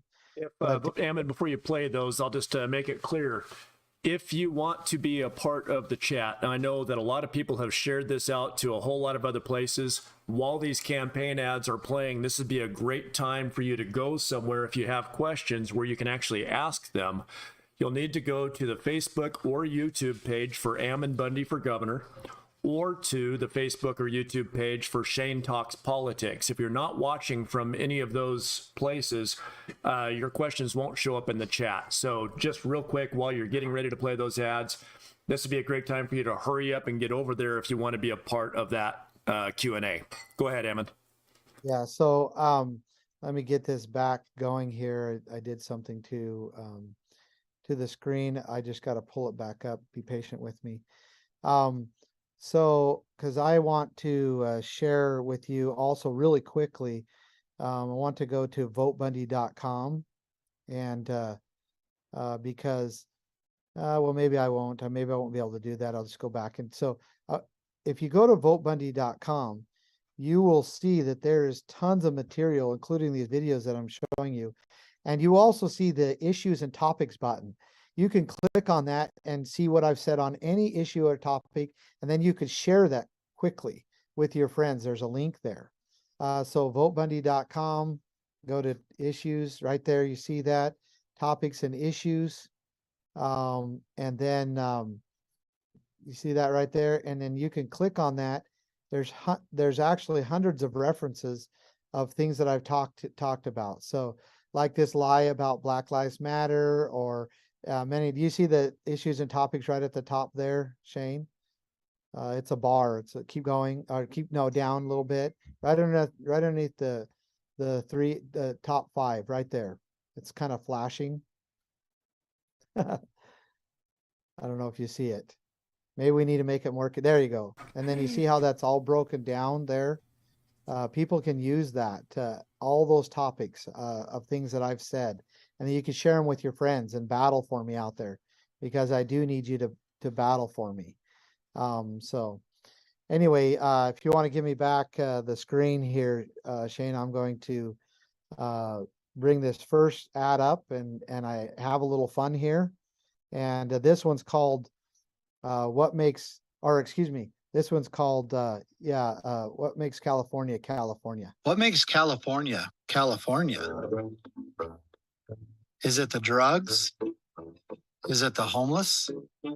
Is it the crime? Or is it the defecation in the streets? Well, luckily for us, we don't live in California. We live in Idaho. Where crime is stocked out where men are still men and where the American dream still lives today. You see, we do things a little different around here, and we're not going to stand by and watch as our way of life gets destroyed. This November, we have one chance to keep Idaho safe from crime, from drugs, and from violence. To keep Idaho free from mandates, from lockdowns, and tyranny. We have a chance to keep our children safe from indoctrination and exploitation. This November, we have one chance to preserve our way of life. I'm Ammon Bundy. Vote for me to keep Idaho, Idaho. All righty. The next one here is I have to warn you, it's PG-13 version, but it is a very important topic and one that if you're not aware of, you need to be aware of because it is happening right here in Idaho, and it's called groomers. Something is happening across America. And it isn't isolated to California, New York, or Washington, D.C. It's in our classrooms. It's in our libraries. It's online. It's in our streets. It's in our parks. And it's happening right here in Idaho. Our children are being groomed. Idaho's governor has not only remained silent, he is actively partnering with the corporations, lobbying groups, and state agencies who have overseen this perverse assault on our children. My name is Ammon Bundy, and when you elect me governor of Idaho, I will protect our children and use all means necessary to keep them safe from this perverse, sexualized ideology. It's time Idaho puts groomers where they belong. I got to tell you, I have a hard time watching that kid stroking that guy. That's just, every time I turn my head, I've honestly never watched that part all the way through. I don't blame you. I mean, these are men doing, those are not women. Those are men. That's And our children disgusting. are being sexualized. They're being groomed. And it's illegal. Idaho's law is very clear. No explicit acts, no sexual acts in front of children. It's a felony. And we just need to enforce it. Now, here's another one that is probably one of the most important topics that we can address. And it's called There's a War Going On. There is a war being waged against the most vulnerable and helpless people in our society, the unborn. With over 75 million abortions in the U.S. alone, abortion has become the largest genocide in human history. But with the overturn of Roe versus Wade, states have been given an opportunity to fight for the lives of the unborn. Brad Little sided with Democrats in Boise, but he refused to fight when he called Idaho's laws on abortion unconstitutional and unwise. I want to be clear. Murdering children is not a choice. It is a crime. And when I am governor, this crime will no longer go unpunished. My name is Ammon Bundy. I will put an end to abortion on day one. A vote for me is a vote to ensure that Idaho's borders are where abortion ends and where life begins. Okay, I don't know if you're up for it, but I got a couple more. I think you'll like these. Bring it on. This is a kind of a Hollywood. I got to warn you, a little bit of a Hollywood production here. We had a lot of fun doing it, and it really points out something that is going on in Idaho and that we need to be aware of, and what we need to do to combat it. This one's called Woke Cult. If there's anyone out there, if you can hear me, this is a warning.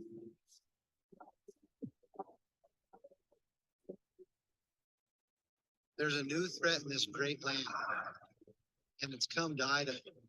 It can take on many forms and names, but we know it as the cult. With feverish hate, they work to destroy our sacred values, beliefs, and what is most precious to us. There's only one way to fight this evil. Find them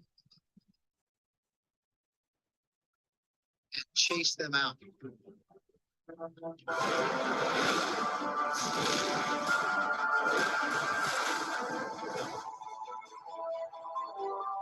For now, they failed, but they're still lurking in the darkness. And this battle has just begun. Join the fight at votebundy.com. Okay, that brings us to one of the most favorite ones that we have, that people that, and several of these videos have actually gone viral. Like that one, you know, has been viewed well over 1.5 million times. Most of these have up to, you know, and this one here is our most popular one, and it's titled, "We'll Help Them Move."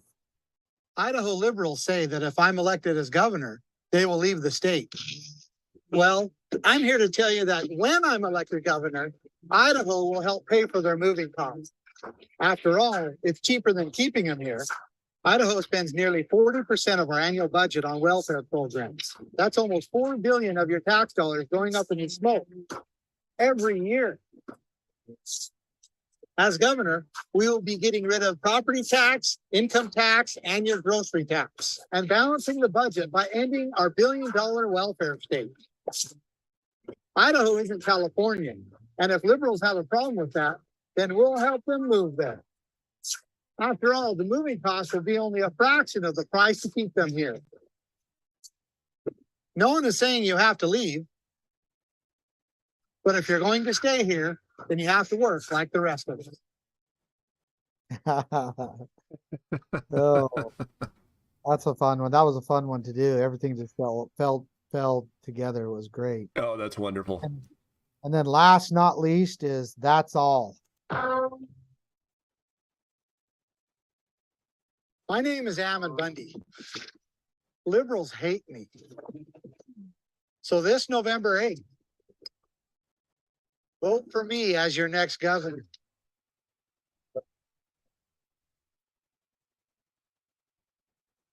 That's it. That's the whole ad.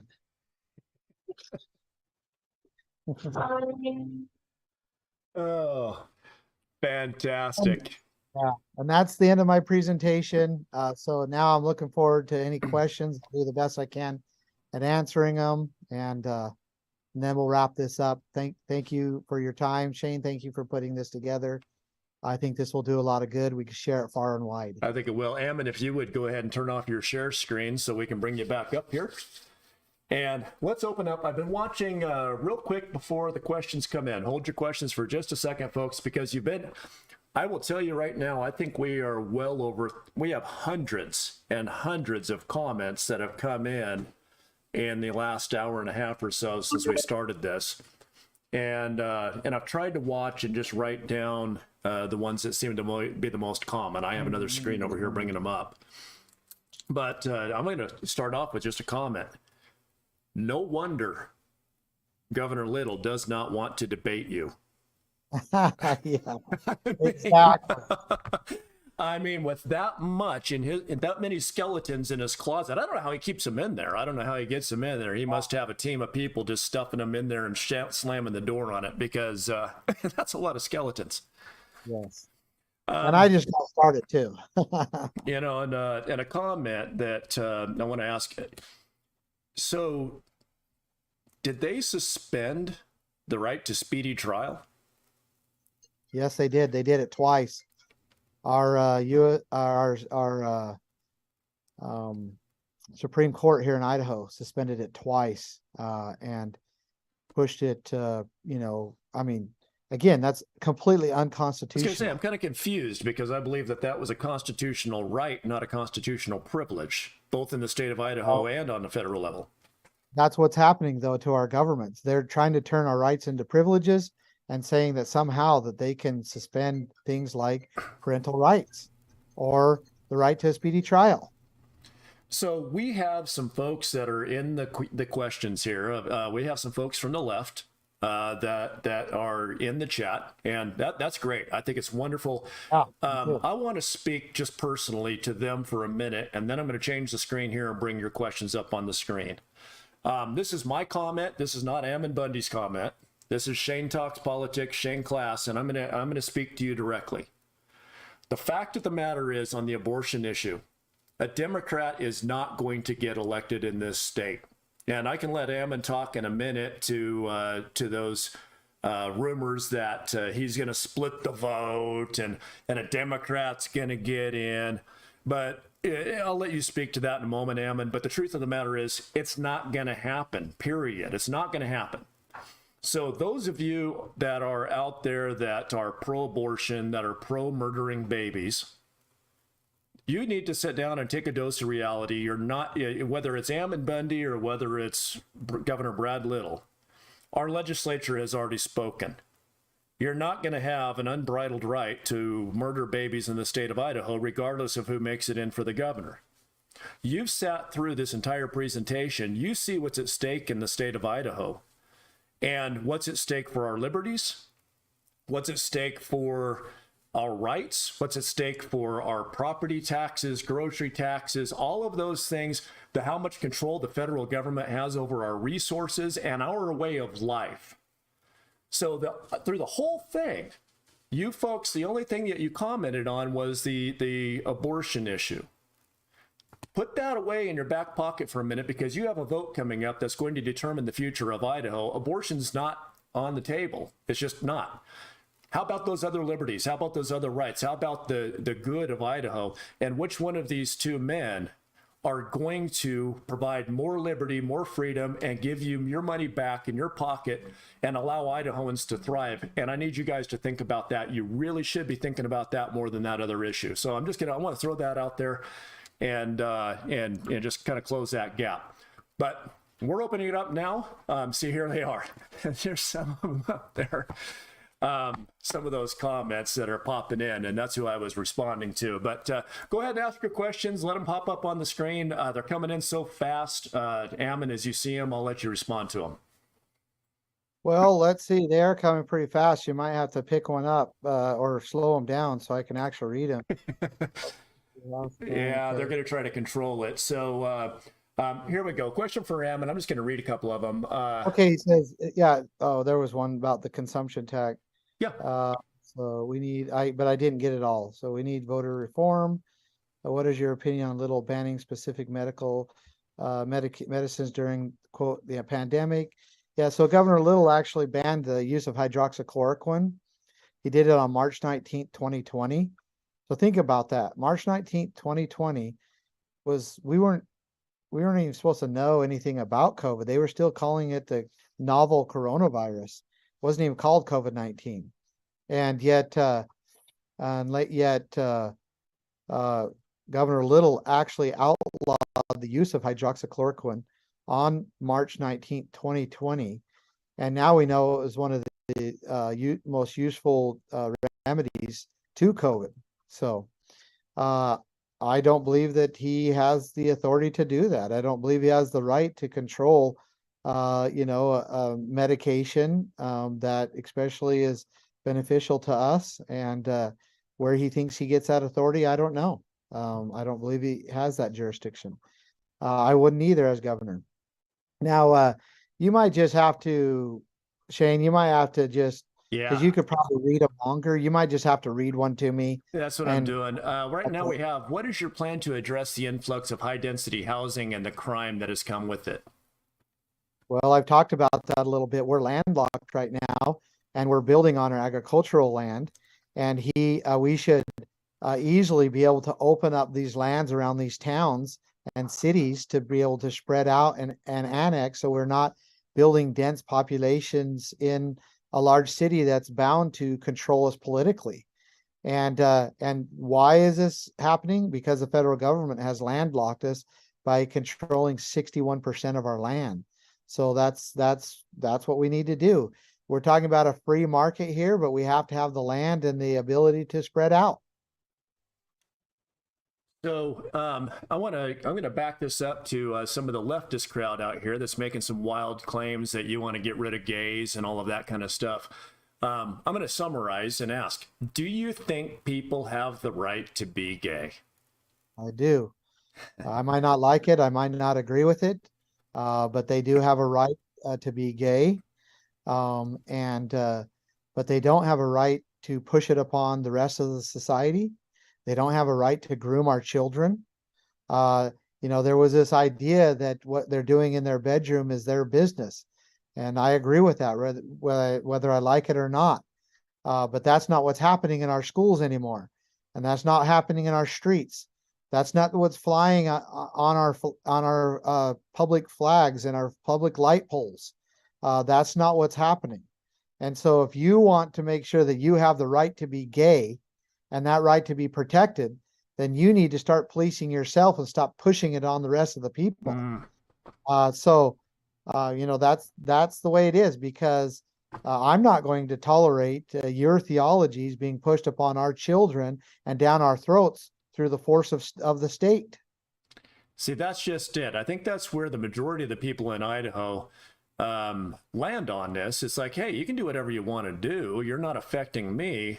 But when you start using my tax dollars, when you use my tax dollars to fund a pervert parade in Boise, Idaho, I have a problem with that. Yeah. And the law is very clear on that you're not supposed to, perform any sexual acts or sexual exploitations in front of children. And yet you do it, right in our streets. And somehow you act like it's your right and that the rest of us are haters because we are, opposed to it. And, I would stand and defend your right to be gay, just like I've stood and defend everybody else's rights. I don't like it. I think it's bad on society. I think it deteriorates our society. But when it comes to the force of law and as governor, unfortunately, in this case, I would have to defend and protect it, because that's what I would be charged to do. But don't push it down our throats anymore. Don't push it upon our children. So this happy shiver is pretty excitable out there. He just keeps pushing it and pushing it, but that's fine. This one, you're going to have to pull out that Idaho Constitution out of your pocket, Ammon. My question comes from a comment on my comment. Someone stated that you are against the Idaho Constitution, specifically Section 3. I guess it has to do with term limits. Can you tell us in your own words your stance on Section 3 of the Idaho Constitution? Article? So Article 1, Section 3 says, the state of Idaho is inseparably part of the American Union, and the Constitution of the United States is the supreme law of the land. And I agree with that 100%. So I don't know what, maybe they're talking about another article, Section 3. I don't know. It might be the one on term limits. I tell you what, I'm going to let you answer a couple more of these, and I'll go pull that up, and I'll see if I can find which Section 3 that is on term limits. Who says that I'm against term limits? Especially if it's in the Idaho Constitution, that's absolutely not accurate. And if you've been fed that information, then you're full of it. I have expressed the concern that the power is being held in the bureaucracies, and it's being taken away from our elected representatives. And by running the elected representatives in and out of office through term limits, it allows the bureaucrats to basically do whatever they want without a check and a balance by the state representatives, because it takes a few years before the representatives even get their bearings, and then they're kicked out of office. But I'm not against term limits. I certainly, one of the Roosevelts, who was it? Was it Theodore Roosevelt that held 4 terms in office as presidents? Well, man, that's becoming like a king, and I certainly don't want that. But there has to be a long enough term that the representatives can get their bearings and check and balance the bureaucrats. Because if you run them just out so fast, then they don't even get their bearings. They don't get to be able to do what they need to do in order to make sure that the government doesn't trample upon our rights. So there has to be a balance there. And if you think I'm opposed to term limits because I see that there needs to be a balance, then you're flat mistaken. So how do you plan on, I'm going to see if I can read this again. Man, they're just coming in so fast. This is great. Honestly, I'm really happy that people are taking part in this.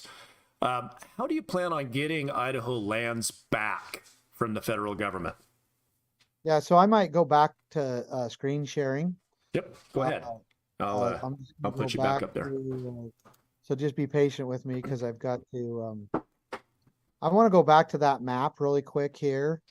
And I don't, okay. So I'm almost there. Hang with me. He's trying to do this all on a laptop, everybody, with just one screen where I have three. So So right here, you see this map. Well, the state of Idaho is broken down to counties. We know this. And you look at every county and it's broken down into parcels. Well, it's broken down into parcels, and those parcels are part of the county. They're not part of the state, they're part of the county. Well, if you take one of these red parcels, you go ask the county recorder who owns that. Well, they will say, well, it's owned by the federal government. But you say, can I have a title to it? And they'll say that it is not titled. It's unappropriated land, never been appropriated. And so we're going to use the power of the county and the power of the state to appropriate these lands back to the state, the people, and the county. And of course, there's going to be a legal battle. It's going to be a big legal battle. And of course, it's going to be something that we're going to have to fight. But I believe that we can win this battle. I believe that the Supreme Court is ripe and ready to push these lands back to the states, just like they pushed Roe versus Wade back up on the states. I believe that they will rule constitutionally, but the state has to challenge it. And it needs to be the state to do that, not a little family in the desert, like my family, that, needs to be the state to fight this battle. Shane, I actually, unfortunately, have to wrap this up because I have another obligation in just a couple minutes. I didn't realize how long we've been going. I think it's been worth it. But I actually have to wrap it up here and within a few minutes to get on another show. yeah, hey, not a problem. So folks, Ammon Bundy and I talked about 10:30 this morning, and we put this together for 1 o'clock at the last minute. We are going on almost 2 hours here. So Ammon, I wish we had a little bit more time for the Q&A part of this. Maybe so we'll get a chance to pop back in and give people a little bit more of an opportunity to do that. But I'm looking at the time. I know you got to go. Please go to votebundy.com and go to those important topics and issues, because almost all the questions that people have asked me, in fact, all of them are right there. You just have to search them. I've been more than open with the people of Idaho. I have completely exposed everything that I believe, my thoughts, and most of those are in video, or I've written articles or interviews. So I mean, I am very open. You take me or you don't. It's white and black. That's what I appreciate about you. Go to votebundy.com, and if you want to support us, these videos are going out. They're very expensive. We still need your support, even though that we only have 4 days left. So thank you very much. Hey, Ammon, really fast. How can people ask you a question directly if they want to send you an email? Where would they send that message to? If they subscribe to my email, you get a message, an email from me or a text, and you can actually reply, and it comes directly to me, and I'll answer your question. Perfect. Ammon, thank you. I get hundreds of those a day, and I get through them every day. Thank you so much. And I guarantee you that's more than you're getting out of Little. I can't get him to respond to anything. So thanks, Ammon. We appreciate you. And folks, go to votebundy.com and share the heck out of this, because the social media, Facebook is not allowing any more campaign ads to go out between now and election day. So the only way this information is going to get out there is if you share it. Thanks, everybody, and have a